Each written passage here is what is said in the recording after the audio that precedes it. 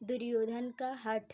हस्तिनापुर में श्री कृष्ण के पहुँचते ही सर्वत्र प्रसन्नता की लहर दौड़ गई। नगरवासी जगह जगह एकत्र होकर श्री कृष्ण के स्वागत में अपनी प्रसन्नता प्रकट करने लगे।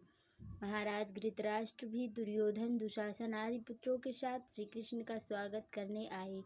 उन्होंने श्री कृष्ण के सम्मान में बहुत बड़ा समारोह आयोजित किया। कौरवों के बहुत आग्रह करने पर भी श्री कृष्ण उनके साथ नहीं ठहरे। वे विदुर के यहाँ गए।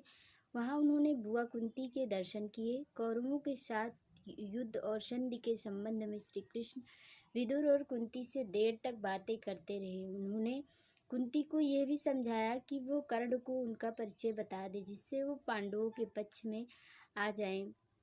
दूसरे दिन श्री कृष्ण को कौरवों की सभा में जाना था। कौरवों को आभास हो चुका था कि श्री कृष्ण पांडवों की ओर से संधि का प्रस्ताव लेकर आए हैं। कौरव किसी भी शर्त पर संधि करना नहीं चाहते थे।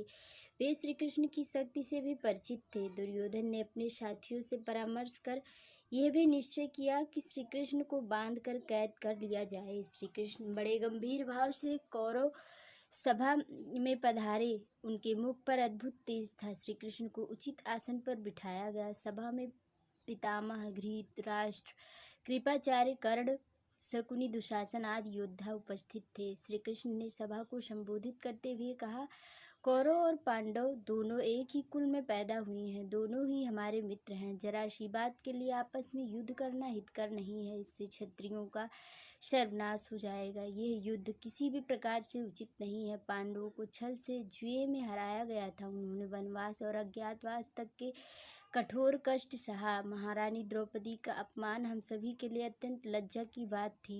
इस पर भी पांडवों ने कभी कौरवों का अहित नहीं किया। वह तो केवल आधा राज्य लेकर शांति पूर्वक रहना चाहते हैं। श्री कृष्ण के इस कथन का सभा में सभी ने स्वागत किया, किंतु दुर्योधन बौखला उठा।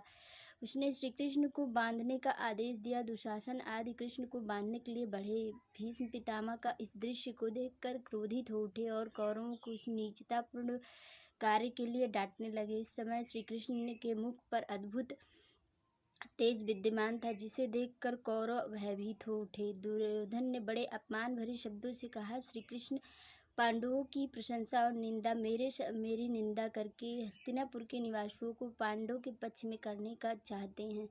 यह दूत का कार्य नहीं है, बल्कि पांडवों का पक्ष लेकर आए हैं। राज्य के वास्तविक अधिकारी मेरे पिता धृतराष्ट्र थे, किंतु अंधा होने के कारण उनका राजपाट पांडु को सौंप दिया गया। मैं तो अंधा नहीं हूँ। राज्य युधिष्ठिर को कैसे हुआ? मुझे श्री कृष्ण की बात स्वीकार नहीं है। कर्ण, दुशासन, शकुनी आदि ने दुर्योधन की कथन का समर्थन किया।